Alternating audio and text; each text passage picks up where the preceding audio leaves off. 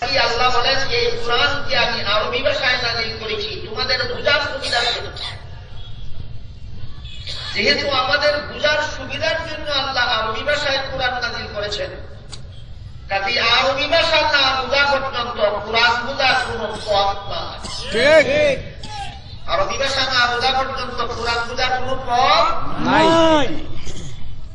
এই কথাটা না জানার কারণে, না বুঝার কারণে অনেকেই মনে করেন লাইব্রেরি থেকে কোরআনের অনুবাদ গ্রন্থ কিনে নিয়ে ঘরে বসে বসে নিজে নিজে পড়ে নিলেই মুফাসসিরে কোরআন হয়ে যাওয়া যায়। এটা খেয়ালি পোলাও ছাড়া আর কিছু নয়। আগে আরবি ভাষা শিখে তারপরে কোন উস্তাদের কাছে কোরআনের তফসির শিখতে হবে। নিজে নিজে কোনদিন দুনিয়ার কোন বিদ্যা অর্জন করা যায়। লাইব্রেরি থেকে চিকিৎসা বিদ্যার বইগুলি কিনে ঘরে বসে বসে নিজে নিজে পড়েই কোন লোক এমবিবিএস ডাক্তার হয় না। মেডিকেল কলেজের উস্তাদের কাছে লেখাপড়া করার পরও আবার বিশেষ প্রশিক্ষণ নিতে হয়। তাহলে কোরআন কি মেডিকেল কলেজের পাঠ্যপুস্তকের চেয়ে আরো সহজ?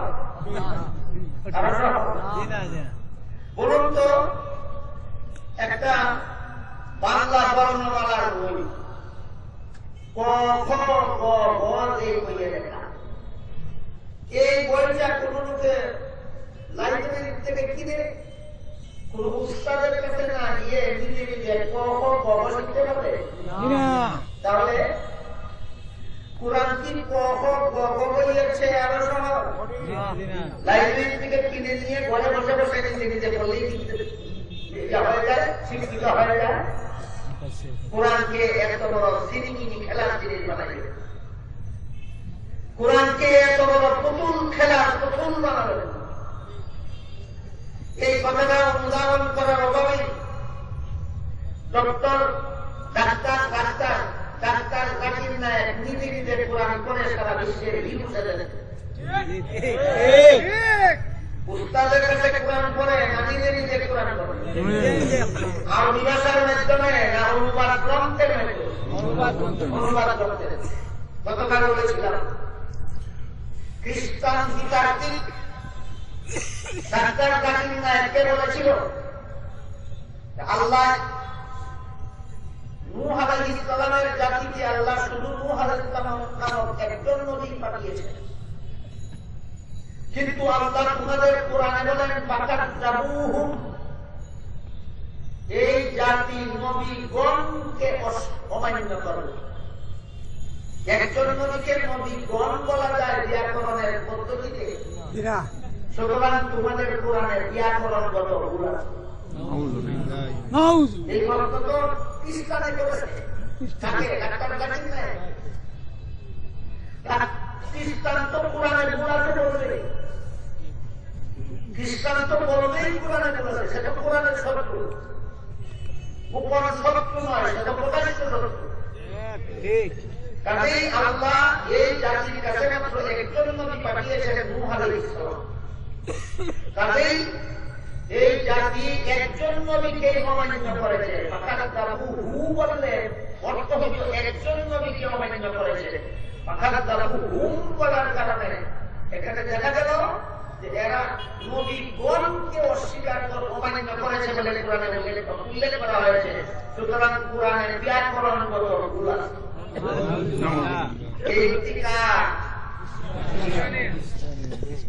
ডাক্তার জাকির নায়েক এই প্রশ্নের জবাবে বলেন, আমি আপনার সাথে একমত যে কোরআনের ব্যাকরণগত ভুল থাকতে পারে। কোরআনের ব্যাকরণগত ভুল আছে খ্রিস্টানে কয়, আর জাকির নায়েক স্বীকার করিয়া লয়। কেন? বাংলা ভাষায় কোরআন শিখেছে উস্তাদ ছাড়া। কোন ভাষায় কোরআন শিখেছে? বাংলা ভাষায়, উর্দু ভাষায়, হিন্দি ভাষায়। অনুদিত গ্রন্থের মাধ্যমে তিনি কোরআন শিখেছেন, তাও নিজে নিজে, উস্তাদ না, উস্তাদ ছাড়া। অথচ আল্লাহ পাক রব্বুল আলামিন বলেন লা তুহাররিক বিহি লিসানাকা লিতাজালা বিহি ইন্না আলাইনা জামআহু ওয়া কুরআনাহু ফাইযা ক্বারা'নাহু ফাত্তাবি' কুরআনাহু সুম্মা ইন্না আলাইনা বায়ানা। অর্থাৎ হে রাসূল কারীম সাল্লাল্লাহু আলাইহি ওয়াসাল্লাম, আমি যখন আপনার কাছে কুরআন নাযিল করতে থাকি, তাৎক্ষণিকভাবে আপনি তাড়াহুড়া করে তা জপতে থাকবেন না। আপনার আশঙ্কা সাথে সাথে চোখে মুখস্থ না করলে যেই শব্দটা মুখস্থ করা যাবে না, সেই শব্দটা আমার উম্মত পাবে কোথায়? আল্লাহ বলেন, এই চিন্তা আপনার করতে হবে না। আমি নিজ দায়িত্বে আপনার কাছে কুরআন নাযিল করি, নিজ দায়িত্বে জপা ছাড়া আপনাকে কুরআন স্মরণ রাখাইয়া দেব, এবং আমি নিজে আল্লাহ আপনাকে কুরআন শিক্ষা দেব।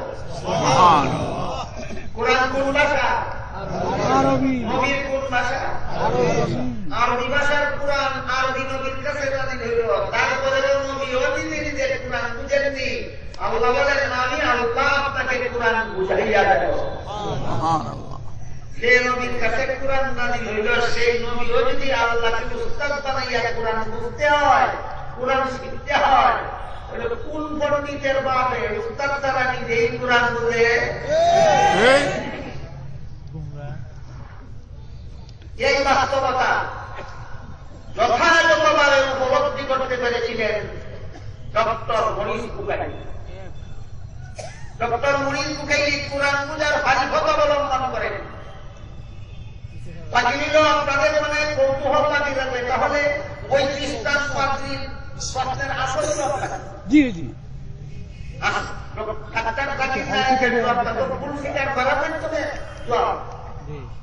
আমরা কি কোরআনে কোন ভুল স্বীকার করার মাধ্যমে সেই নামদের জবাব দেব?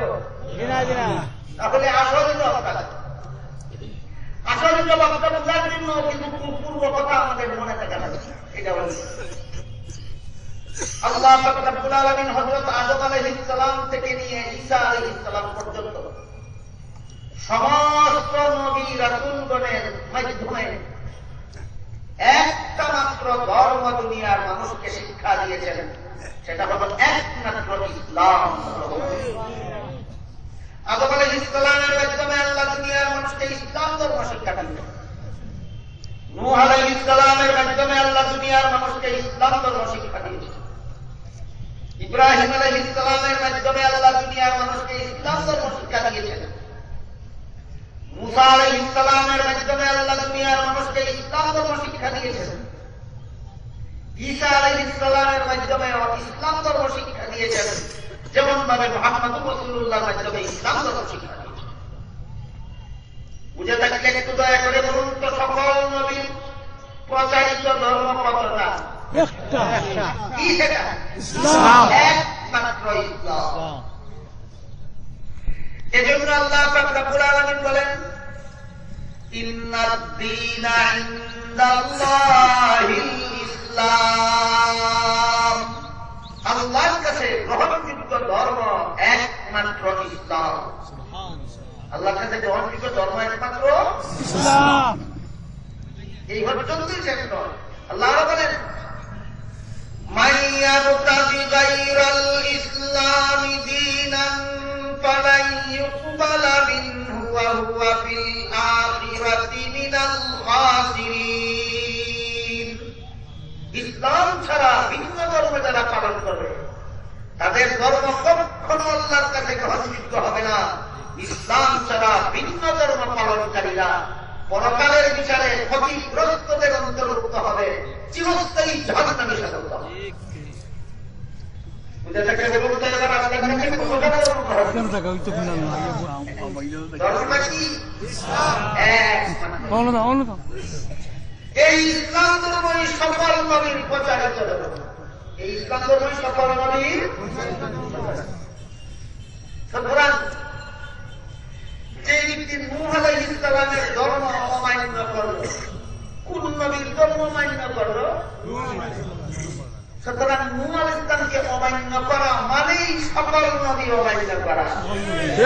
এই জন্য আল্লাহ ফাকাদ্দাবুহু না বলে ফাকাদ্দাবুহুম বলেছেন।